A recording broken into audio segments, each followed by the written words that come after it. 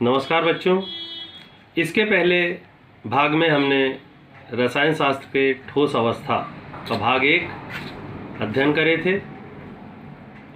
मैं मनोज शर्मा, श्री नंदलाल सूद शासकीय उत्कृष्ट विद्यालय जुन्नारदेव से ठोस अवस्था के भाग 2 लेकर आपके सामने पुनः उपस्थित हुआ हूँ। बंधन बलों के आधार पर क्रिस्टलीय ठोसों का वर्गीकरण आज हम देखेंगे। तो बच्चों, हमने कल देखे थे क्रिस्टलीय ठोस और अक्रिस्टलीय ठोस। तो आज हम देखेंगे क्रिस्टलीय ठोसों का वर्गीकरण। क्रिस्टलीय ठोसों का वर्गीकरण के अंतर्गत नंबर 1 हम देखेंगे क्या आते हैं, आयनिक ठोस। दूसरा आणविक ठोस।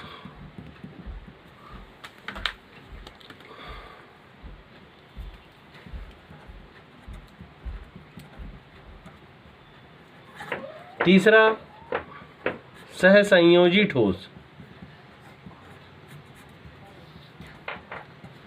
और चौथा रहेगा धात्विक ठोस। तो देखिए बच्चों, इनको याद रखने के लिए बहुत सरल है। क्रिस्टलीय ठोस बंधन बलों के आधार पर 4 प्रकार के होते हैं: आयनिक ठोस, आणविक ठोस, सहसंयोजी ठोस और धात्विक ठोस। आयनिक ठोस की यदि हम परिभाषा देंगे तो वे ठोस पदार्थ हैं, आयनिक ठोस वे ठोस पदार्थ हैं जिनके क्रिस्टलों की संरचनात्मक इकाई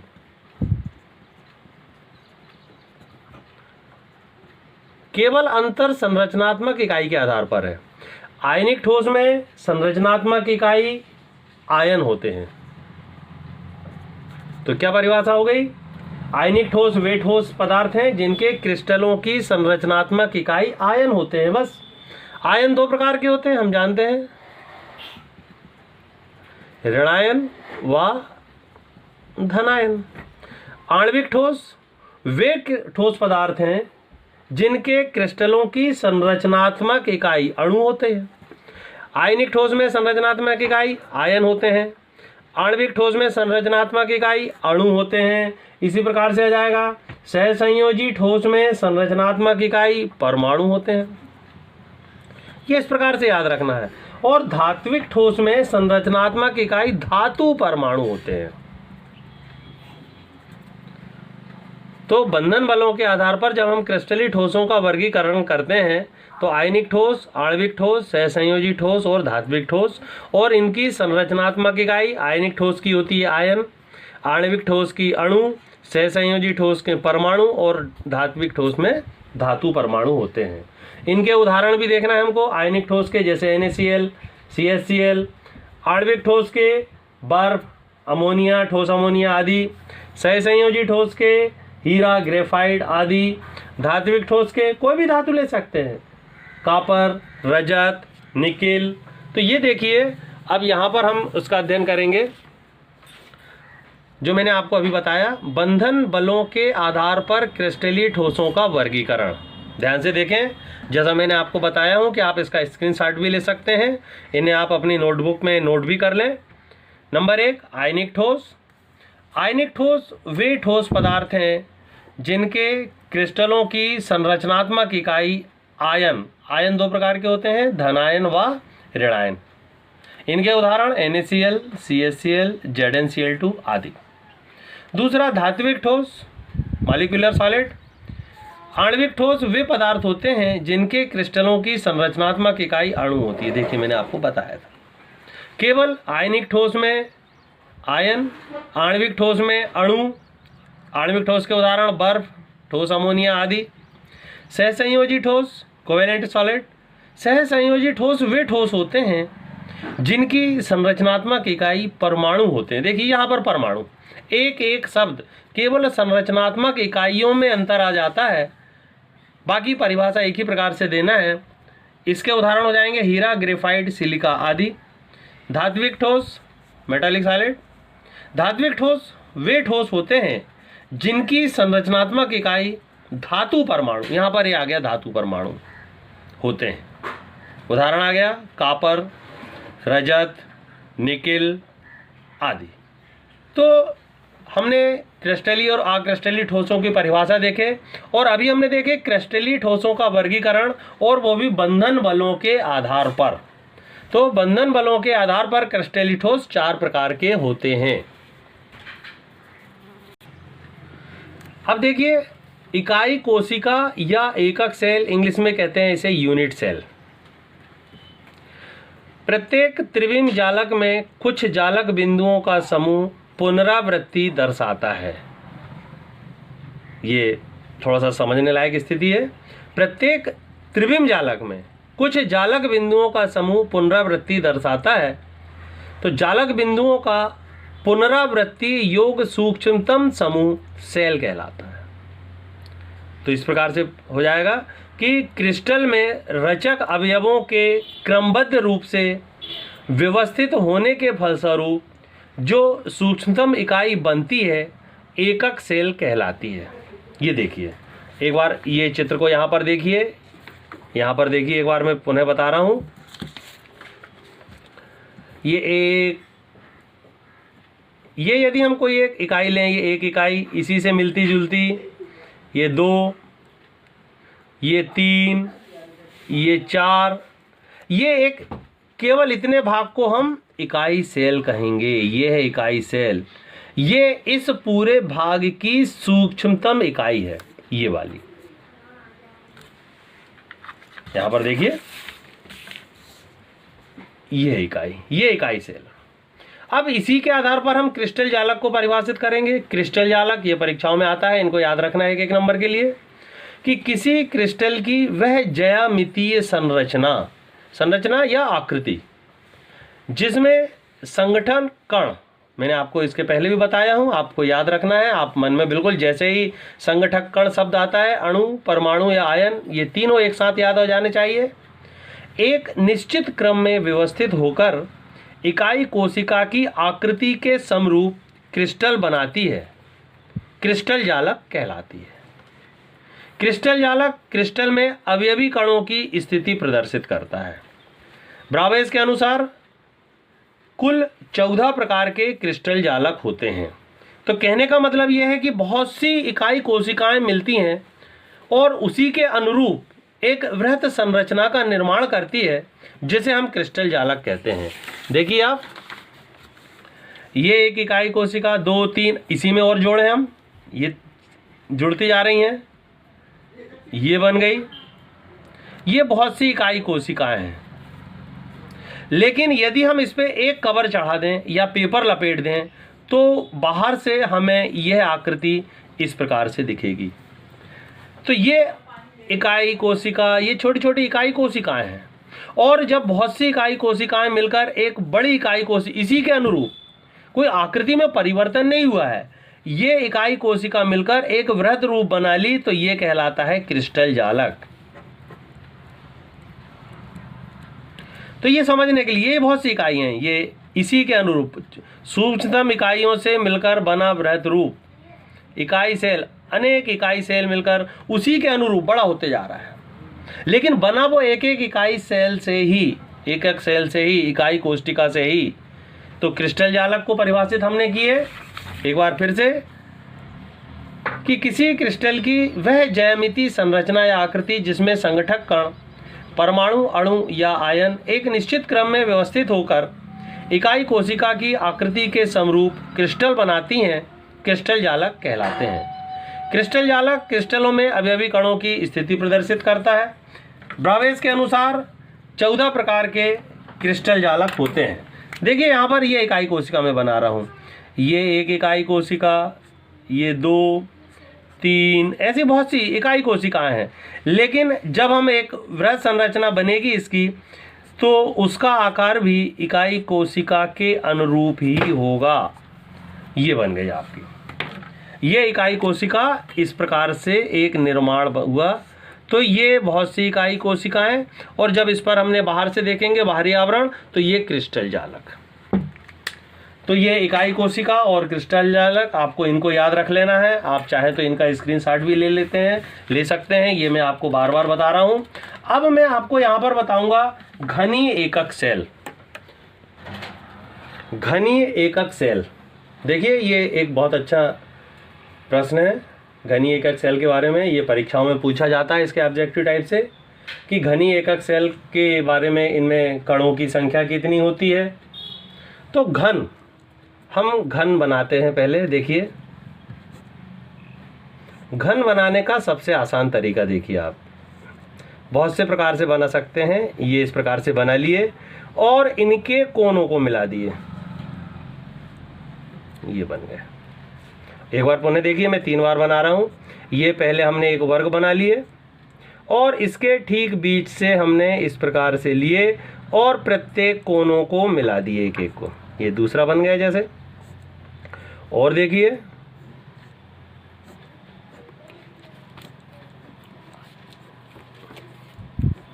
ये देखिए, ये मैंने 3 आकृति इसलिए बनाया हूं क्योंकि घनी एकक सेल जो होते हैं वो 3 प्रकार के होते हैं।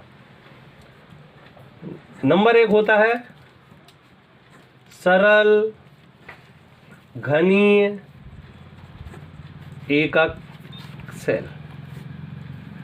दूसरा होता है फलक केंद्रित घनीय एकक सेल।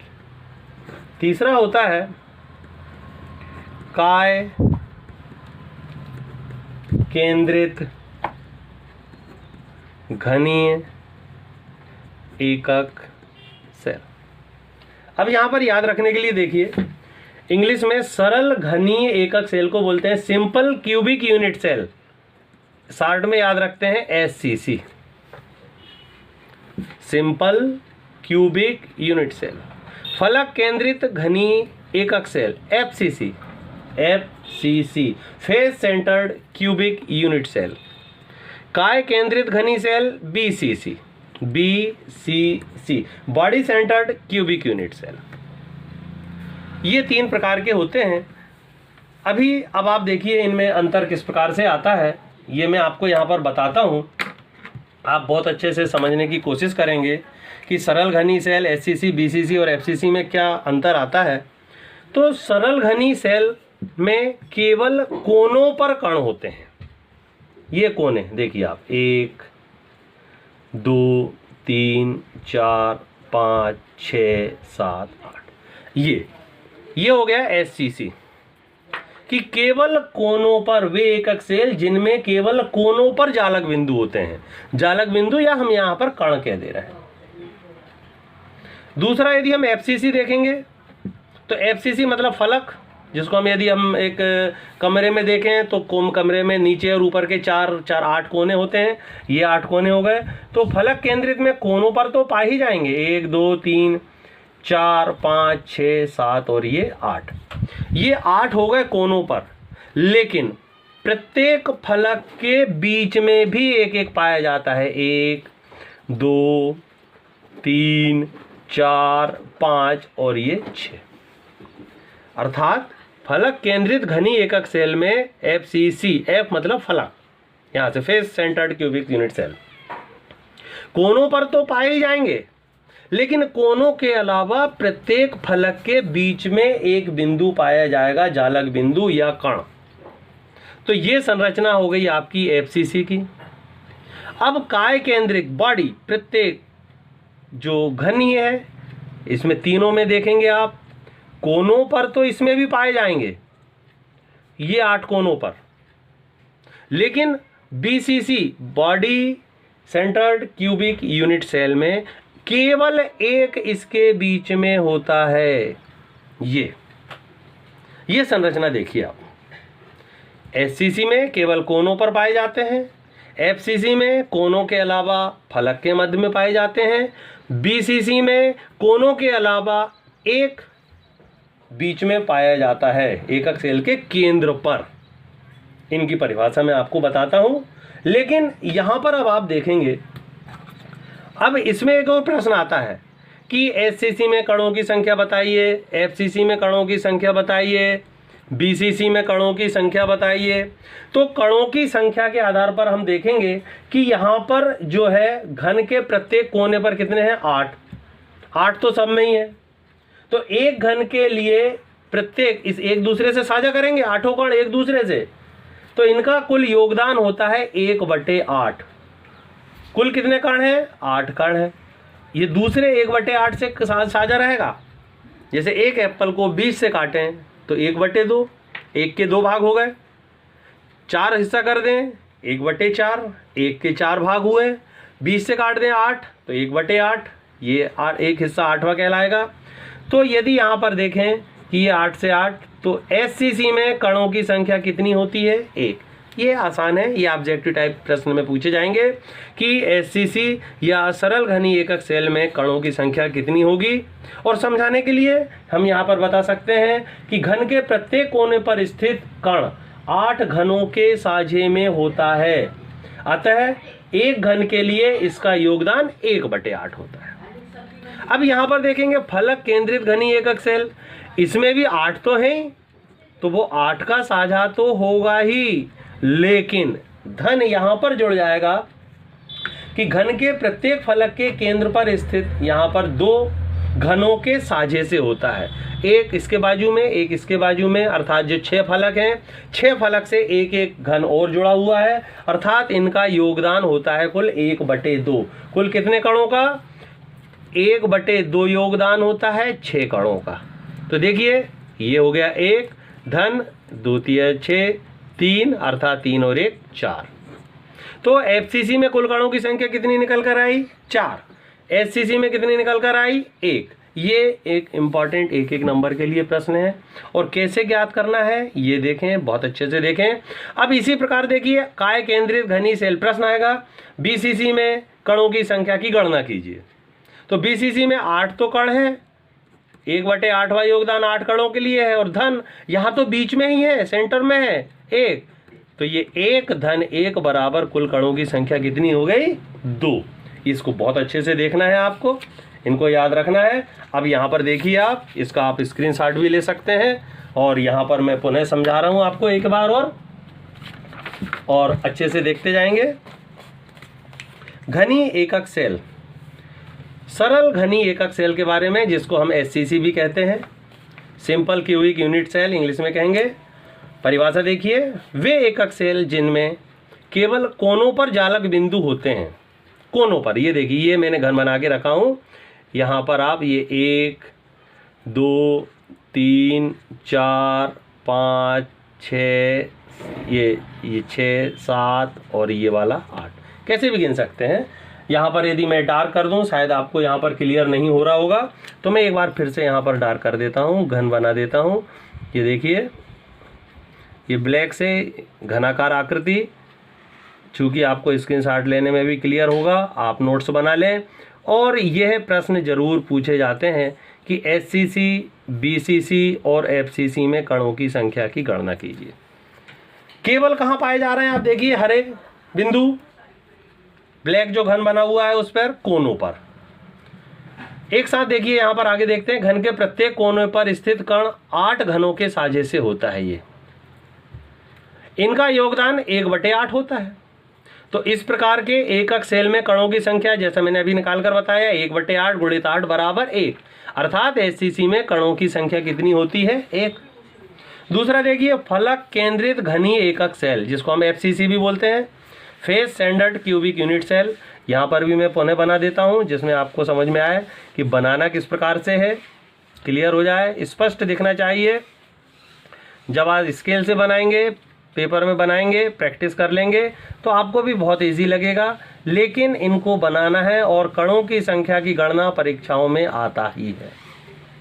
देखिए, तो जैसा मैंने बताया था कि वे एकक सेल जिनमें कोनों के अतिरिक्त एक एक जालक बिंदु प्रत्येक फलक के केंद्र पर भी पाए जाते हैं। तो ये कोने पर 1 2 3 4 5 6 7 और 8, ये कोने पर हो गए। और कोनों के अलावा कहाँ बोला जा रहा है? फलक। तो ये एक फलक, ये दूसरी, ये तीसरी, ये चौथी, ये पीछे वाली 5वीं और ये सामने वाली 6वीं। कुल फलक कितनी हो गई? 6। प्रत्येक का 1/2। उदाहरण देखिए, FCC के कौन कौन से जो FCC है, फलक केंद्रित घनी जालक, किन कणों में या अणुओं में पाए जाते हैं? तो NaCl, AgCl, AgBr यदि आया तो ये भी याद रखिए आप। घन के प्रत्येक फलक के केंद्र पर स्थित दो घनों के साझे में होता है, अतः एक घन के लिए इसका योगदान कुल 1/2 होता है। इस प्रकार एफसीसी में या एकक सेल में कण की संख्या कितनी हो जाएगी? 1/8 गुणित 8 धन 1/2 गुणित 6 कट जाएगा, 1 और 3 4। तीसरा देखिए, काय केंद्रित घनी एकक cell, body centred cubic unit cell, BCC इसको प्रदर्शित करते हैं। यहां पर मैं आपको बना रहा हूं, देखिए यहां पर भी वही एक घन की आकृति।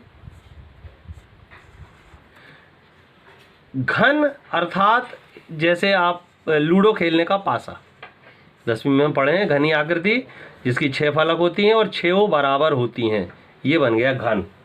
अब कणों की संख्या, वे एकक सेल जिनमें कोनों के अतिरिक्त, मतलब कोनों पर तो तीनों प्रकार के घनी सेलों में पाए ही जाएंगे, ये कोनों के अतिरिक्त एक जालक बिंदु एकक सेल के केंद्र पर पाया जाता है।